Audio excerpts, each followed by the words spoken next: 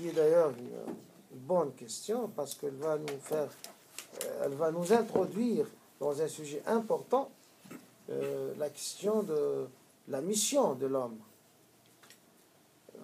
Les anges, par le texte clair et net, ne pourront jamais s'opposer à l'ordre divin, ni même s'interroger. Une interrogation qui serait en quelque sorte une mise en cause d'une décision divine. Qu'est-ce qu'ils ont dit? Ils ont dit, comment أتجعل فيها من يفسد فيها ويسفك الدماء ونحن نسبح بحمدك ونقدس لك. Alors, on va traduire ça, mais vas-tu mettre là-dedans, أتجعل فيها, mais vas-tu assigner, alors on va traduire exactement, vas-tu assigner quelqu'un qui va la corrompre et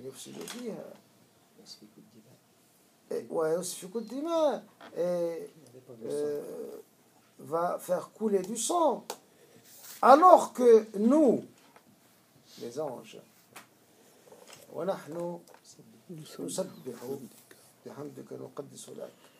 alors que nous ne faisions que chanter votre louange et vous sacrer. Nous ne faisons que ça. Donc, notre fonction, c'est ça. Nous nous demandons, vas-tu assigner quelqu'un qui, obligatoirement, à leurs yeux, va... Donc, non, pas de désobéissance ici. Parce qu'ils n'ont pas prononcé la désobéissance. Ils ont prononcé seulement les deux grands faits de l'humanité, la corruption et l'effusion du sang. Bon, parce qu'on peut faire une effusion du sang sans corruption, et on peut faire une corruption sans effusion du sang. L'humain fait les deux à la fois. C'est une question. Mais moi, je vous dis, si c'était une opposition, donc ils savaient ce qui va se passer. Alors que dans le Saint-Coran, il a été indiqué très clairement, قُلْ لَا يَعْلَمُ الْغَيْبَ إِلَّا اللَّهُ. Nul ne peut avoir science de l'occulte que Dieu. Donc, y compris les anges. Les anges ne sont pas censés connaître la science de l'occulte, avoir la science de l'occulte. Donc, leur question doit être comprise autrement.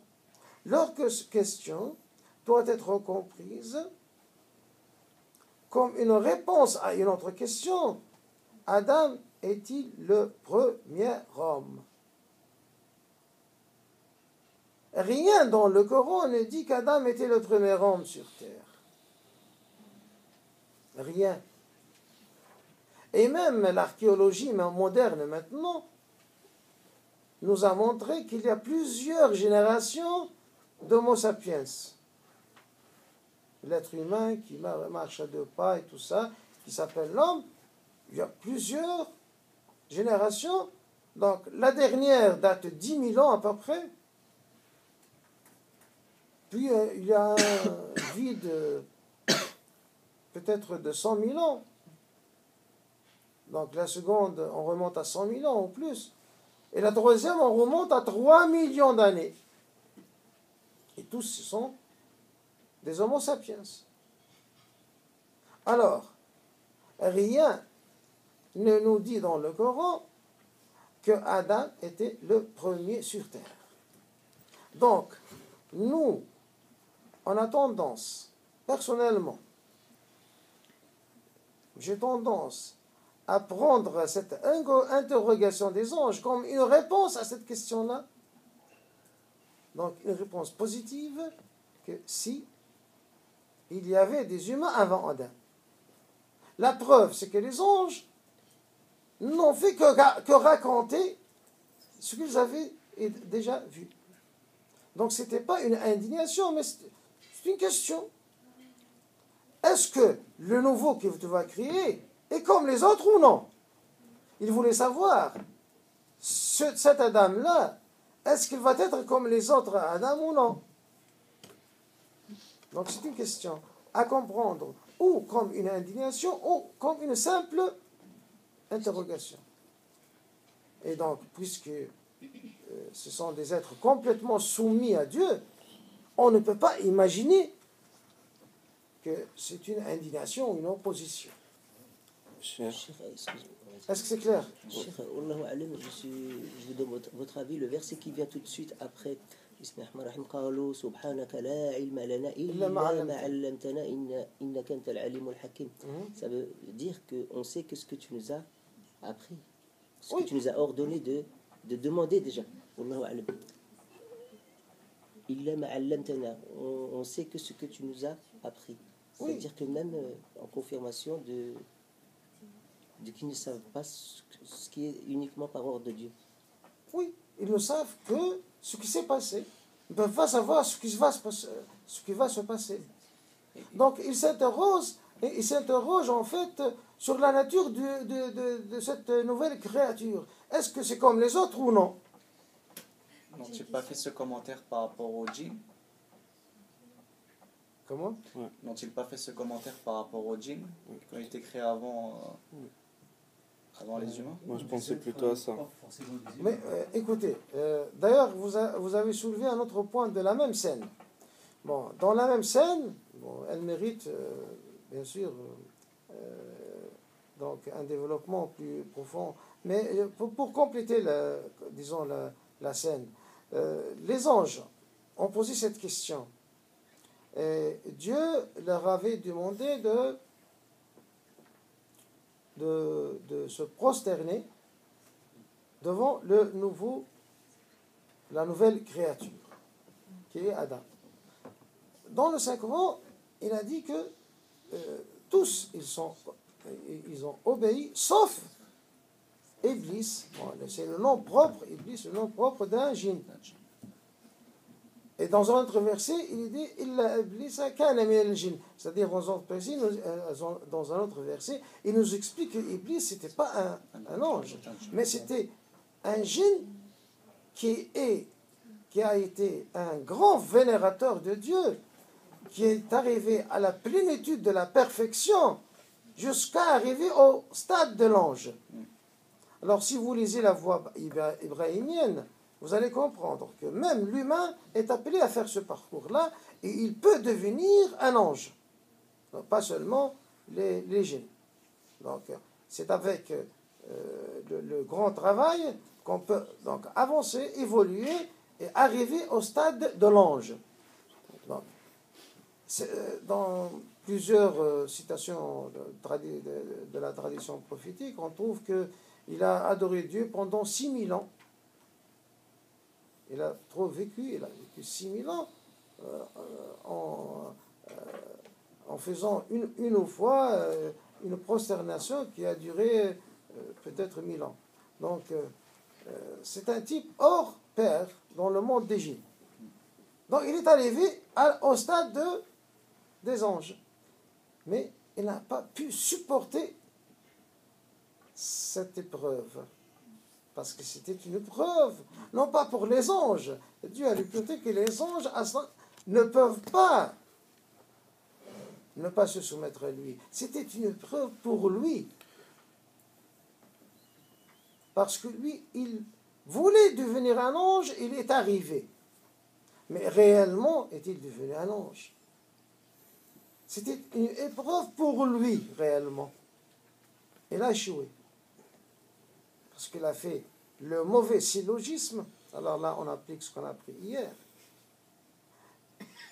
Qu'est-ce qui peut nous raconter le mauvais syllogisme d'Iblis? Qu'est-ce qu'il a dit comme argument? Pourquoi il ne s'est pas prosterné à Dieu? Le feu, parce que de sa nature, il est meilleur que la nature de l'homme. Il a dit, comment je vais me prosterner à Dieu alors que tu m'as créé à partir du feu et lui, tu l'as créé à partir de la terre.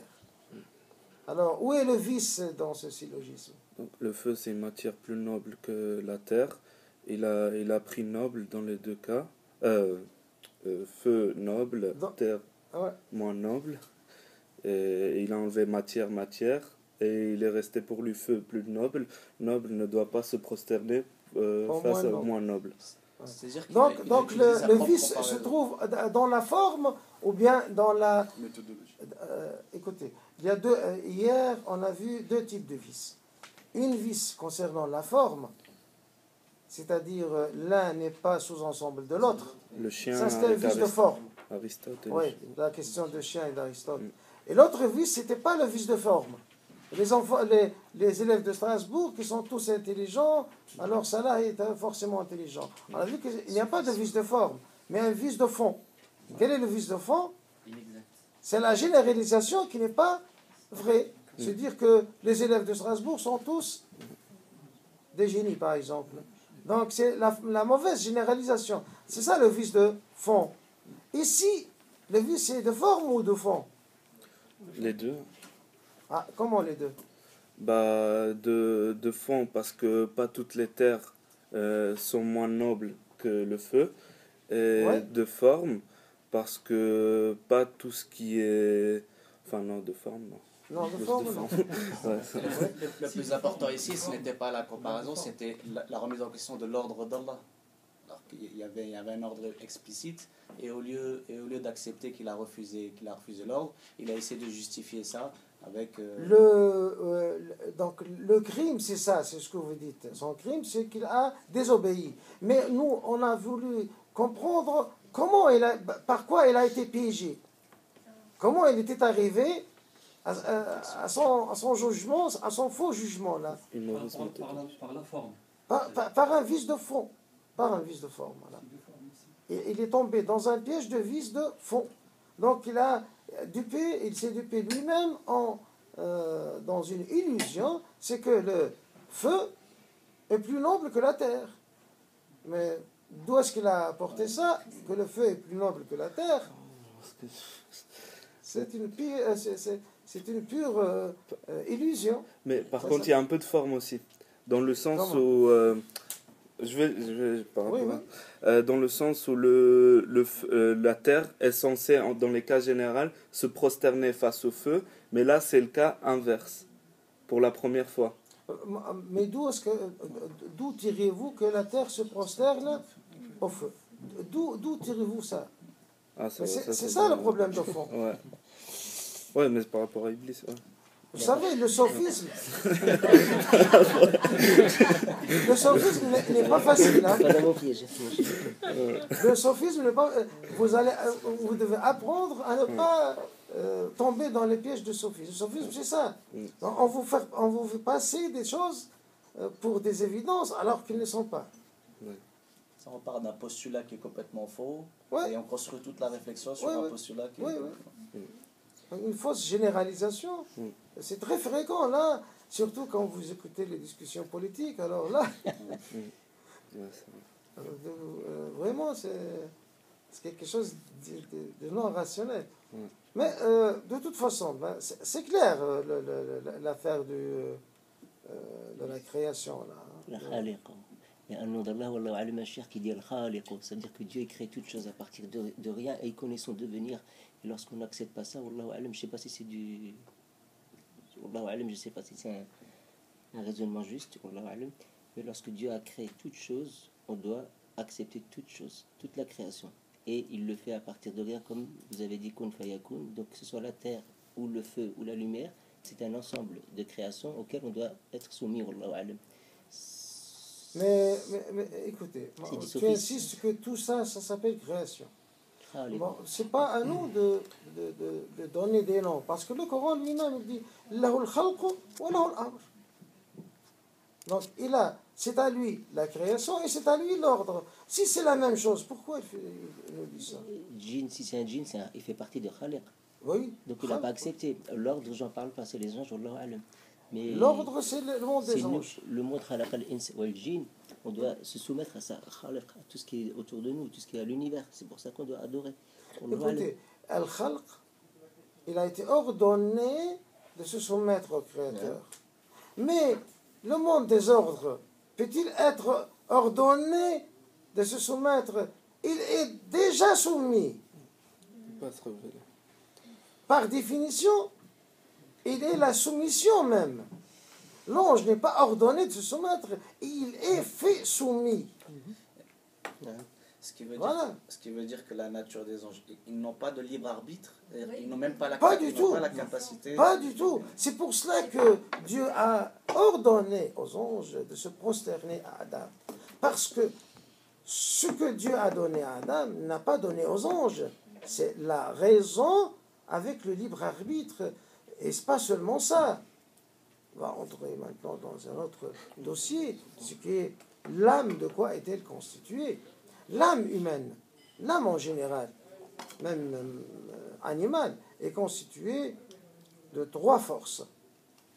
L'illusion, la passion, ou bien le désir, donc l'illusion, l'wahm, on appelle ça aussi l'imagination, le désir ou la passion, et la colère. Ce sont 3 forces par lesquelles l'âme agit. Donc, que ce soit une âme humaine ou une âme animale. Qu'est-ce qui fait la différence entre l'animal et l'humain?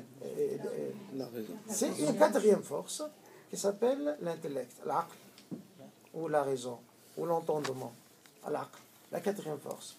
L'animal n'a pas la 4e force. Donc comment il agit? Il agit par instinct. Comment on définit un instinct? L'instinct, c'est un équilibre entre ces 3 forces. C'est un équilibre très subtil entre les 3 forces, donc dénué de toute raison. L'animal ne raisonne pas. Il réagit.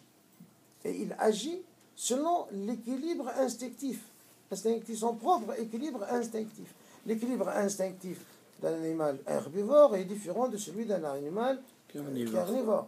Mais tous les deux n'ont pas d'intellect, n'ont pas de raison. C'est pour cela qu'ils ne sont pas chargés donc, de législation ou de contraintes ou de faire quoi que ce soit. Ils sont seulement soumis à des règles naturelles. S'ils suivent cette règle naturelle qui est l'équilibre donc instinctif, il peut subsister, il peut vivre. S'il dépasse, donc s'il rompt cet équilibre, il est dévoré par un autre animal et c'est fini. Donc, mais l'humain, lui, c'est autre chose. L'humain a été donc doté de la raison. Cette raison peut faire de lui un ange, comme, au cas contraire, si cette raison est piétinée par la passion ou le désir, il va devenir une bête. Si elle est piétinée par la colère, il va devenir un fauve. Si elle est piétinée par l'illusion, il va devenir un diable. Donc, c'est pour cela que les musulmans, philosophes, théosophes, les gnostiques, ce qu'on appelle les Urafa, ils disent qu'il n'y a pas un genre humain, il y en a 4. Ceux qui tendent à être des anges, ceux qui tendent à être des diables, ceux qui tendent à être des fauves et ceux qui tendent à être des bêtes. Les bêtisants, les fauvisants, les angélisants et les diablisants. Alors, à nous de choisir d'être lesquels parmi ces 4. Et dans notre monde, on trouve tous les 4. Vous les voyez. Des gens qui vivent comme des bêtes, ne réfléchissent à rien. Et ces gens-là sont exploités, surexploités même par les diables. Et des fauves qui sont à l'affût de chaque erreur de ces bêtes-là pour les dévorer. Bon, dévorer pas forcément leur chair, mais donc piétiner leur droit et tout ça. Et des diables qui par-dessus tout, ils manipulent tout. Ouais, c'est vrai. Il y en a. Quand vous dites illusion, imagination, qu'est-ce que vous dites? Parce que tout le monde a l'imagination. Est-ce qu'il y a une bonne imagination? Oui, oui. Bon, j'ai dit, elle est dite aussi imagination parce que normalement, l'imagination, elle ne peut être que positive. Quelque chose que... Parce que la création, tous les quatre d'ailleurs forces, elles sont nécessaires pour l'homme. Pour la perfection de l'homme, pour l'évolution de l'homme vers sa perfection, tous les quatre forces sont nécessaires. Sinon, Dieu, pourquoi il les donne à l'homme? Mais le danger, c'est que ce groupe-là, par qui il est commandé? La question, c'est ça. S'il est commandé par la raison, c'est ce qu'il faut. Même l'imagination doit être commandée par la raison. Si c'est le contraire, comme les poètes qui, je ne sais pas qu'est-ce qu'ils font, mais ils passent leur vie, comment on appelle ça, des poètes troubadours. J'ai lu ça dans mon enfance, un type de poète qui circule, ils passent leur vie. De village en village. Oui, c'est troubadour. Hein? Bohémien. Ouais. Donc, j'ai pas oublié. Donc, des gens comme ça, vraiment, leur raison, ils la piétinent tous les jours. Comment peut-on vivre comme ça? Donc, ils ont donc laissé libre le commandement à leur imagination. Bien sûr, c'est pas très mauvais, on aurait pu faire quelque chose de pire, mais c'est pas aussi génial pour évoluer. Donc, toutes les trois autres que la raison, toutes les trois autres forces doivent être complètement contrôlées et dominées par la raison. Mais s'il n'y a pas de démocratie, s'il y a la dictature absolue qu'on recherche, la dictature, le dictat de la raison.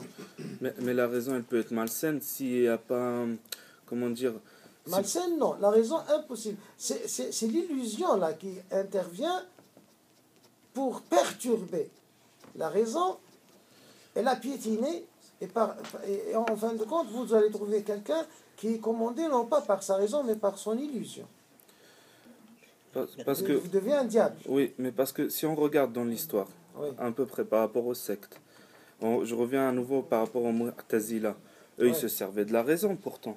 Oui, mais ils sont égarés à cause de leur raison qui a été mal aiguillée dès le départ. Et si, je reviens toujours à l'illusion, mais par quelle raison on fait des syllogismes faux? Mais les Mu'tazila, tous leurs syllogismes étaient vicieux. C'est ça leur problème. Ils essayaient de résoudre tous les problèmes de la foi par les syllogismes. Mais ils se dupent eux-mêmes quand ils font ou bien des erreurs de forme, des vices de forme, ou bien de vices de fond. Bien sûr, la plupart du temps, il s'agit de vices de fond, parce qu'eux, ils étaient très intelligents et rarement ils tombent dans des vices de forme. Mais leur problème, c'est ça. Donc, ils n'ont pas réellement laissé le commandement à la raison. Ils ont laissé le commandement à leur passion. Je peux vous donner plusieurs exemples de Mu'tazila. Quand ils essaient, donc, alors je vais vous donner un exemple que vous allez trouver dans un tafsir très célèbre du Coran, celui de Zamakshari. Zamakshari est connu, c'est le plus grand Mu'tazili de toutes les époques. C'est un grand exégète du Coran. Et son exégèse est parmi les meilleurs sur le plan langue, attention, pas sur autre plan. Alors, quand il arrive à la sourate Kahf, vous connaissez sourate Kahf? Oui. Il va nous expliquer l'histoire du Dhul Qarnayn. Alors, quand on tend à traduire par Alexandre, ça n'a rien à voir avec Alexandre. Dhul Qarnayn, un roi dans la préhistoire. Il y a dans le Coran, il est arrivé au lieu où le soleil se couche. Alors il a trouvé des gens tout nus. Un autre passage, il est arrivé là où le soleil se lève. Il a trouvé des gens qui ne comprennent plus rien. Il a expliqué ça. Regardez comment le Coran stipule clairement que la terre n'est pas ronde, mais elle est bien plate, puisqu'il s'agit d'une extrémité gauche et une extrémité droite. Parce qu'à ce moment-là, il y avait Abu Rayhan Bayrouni, un savant astronome musulman, qui a découvert pour la première fois, bien sûr, dans l'humanité, dans toute l'histoire de l'humanité, il a découvert que la Terre n'est pas plate, mais elle est bien ronde. Il a fait même une maquette de la Terre. Abu Rayhan Bayrouni. Zamakshari n'avait pas accepté ça. Le Mu'tazili, il a fait ce mauvais syllogisme. Et il a écrit ça, et jusqu'à maintenant, les gens le croient. Alors, Ben Baz, feu Ben Baz, le grand Ben Baz saoudien, a écrit même un livre. Jusqu'à maintenant, il est imprimé. Vous pouvez le faire télécharger de l'internet. Il s'appelle Ithbat Dawaran al-Shams Hawla al-Ard.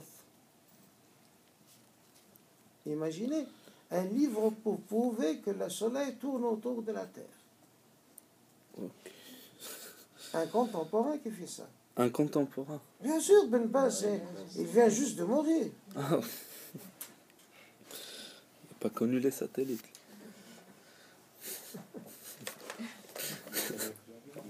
Ceux qui connaissent l'arabe peuvent télécharger le livre, il existe sur Internet. Jusqu'à maintenant, ses disciples le croient. Je peux poser une question? Oui, bien sûr.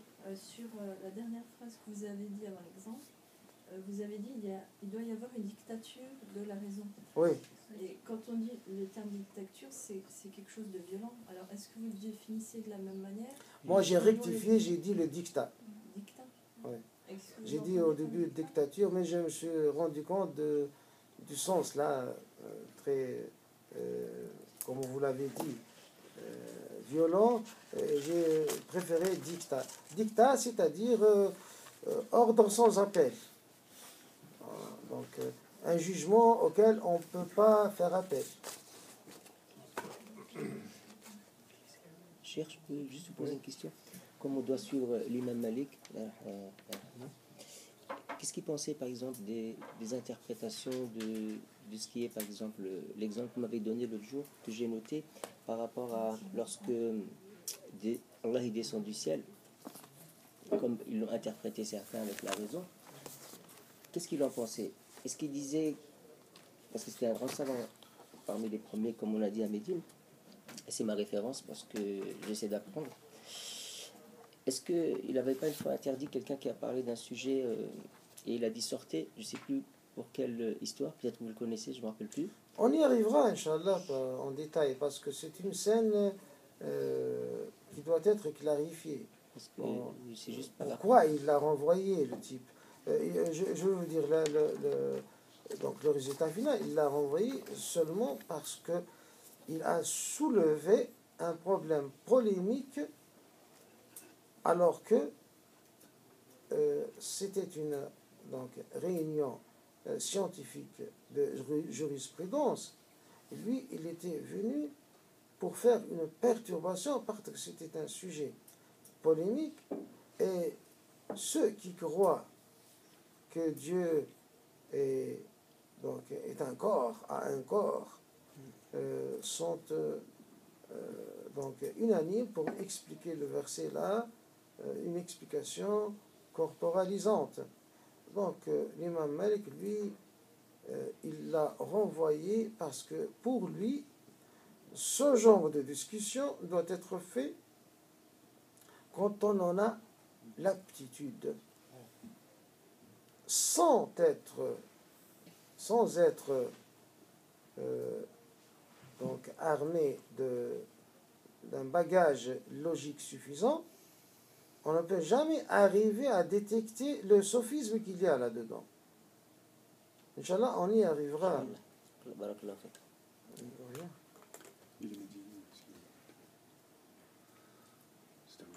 C'est terminé. Oui. D'accord. La troisième séance, c'est vite fait. Après, je ne sais pas si vous voulez continuer. Moi, je vous dis juste. Non, mais on a maintenant, c'est la prière. Ouais, non c'est la prière.